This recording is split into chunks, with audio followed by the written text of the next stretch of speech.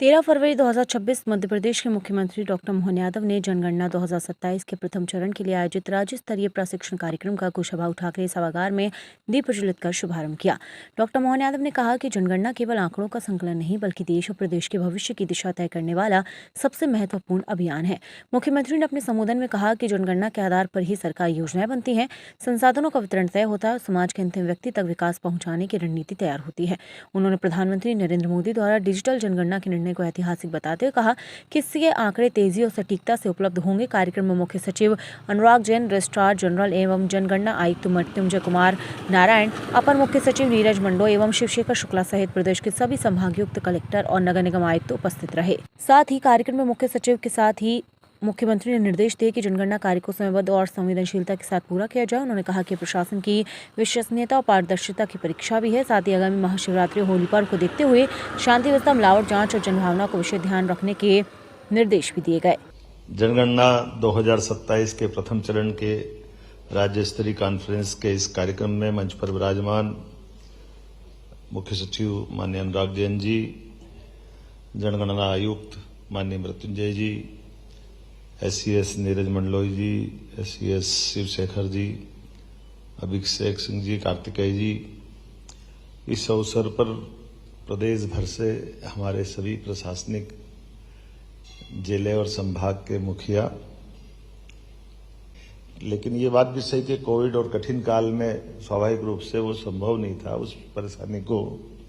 और एक चुनौती और है, जिस चुनौती के बलबूते पर हम सब अपने इस बदलते परिवेश में आपको जो हमारे समाज की सब गणना का जो विशेष काम दिया है, उन गणनाओं की शुद्धता के लिए, गणनाओं के अंदर की सारी बारीकियों के लिए आपका बहुत अच्छे से प्रशिक्षण हुआ होगा, ऐसा मैं मानता हूं। वस्तुतः हम सब वर्गीकृत रूप से अपनी अपनी नीचे तक की गणना में जब आएंगे तो जनगणना की दृष्टि से, जैसे हमारे यहाँ अभी CS ने कहा कि हमारे मजरा टोला की आवासीय बस्तियों की भी अपनी एक रचना है, उसके अपने प्लस माइनस है, लेकिन उसका हमारे लिए अच्छी बात है कि हमारे आदिवासी अंचल में सहजता के साथ रहने की एक पद्धति है।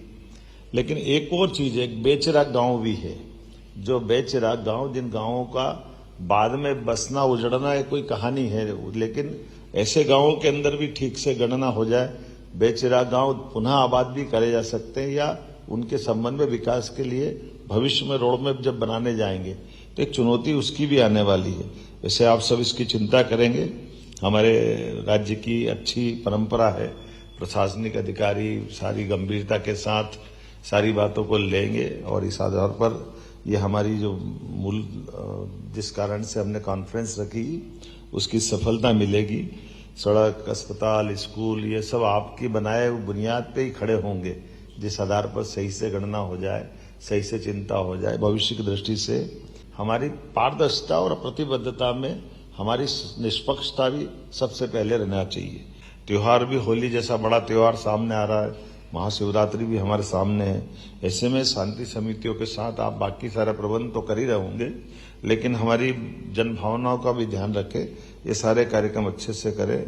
हाई अलर्ट पर प्रशासन आप रखें और कुल मिलाकर के मिलावटी मिठाई, आजकल रंगों के अंदर मिलावट, ऐसी कई प्रकार की चुनौतियां हैं।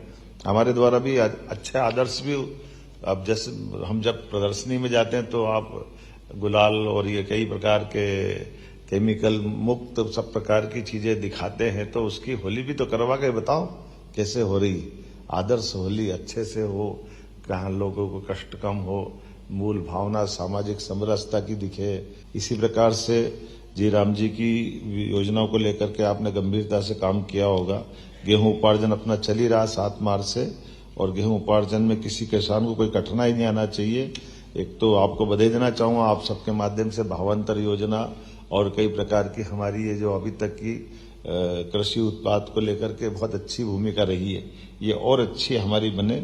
और भविष्य की दृष्टि से, चूंकि ये सर हमने किसान कल्याण वर्ष के रूप में घोषित किया है, तो कृषक के वर्ग से जुड़ी हुई सारी प्रकार की हमारी उनके साथ इस वर्ष के मनाने के आनंद की कौन कौन सी चीजें हो सकती, उस तरह से देखें। जैसे ग्रीष्मकालीन फसलों का मामला अगर आता है तो ग्रीष्मकालीन फसलों में हम उड़द को बढ़ावा देने की बात कर रहे हैं, मूंगफली को बढ़ावा देने की बात कर रहे हैं। और एक बार फिर चूंकि ये पूरा बड़ा अभियान है, उस बड़े अभियान में हमको दिन भर मनोयोग से बैठना भी है, उसका लाभ भी लेना है और हमारे यहाँ विधानसभा के आने वाले सारे प्रश्नों के समय पे जवाब देकर के विधानसभा के सत्र को भी आप अच्छे से संचालित करवाएंगे।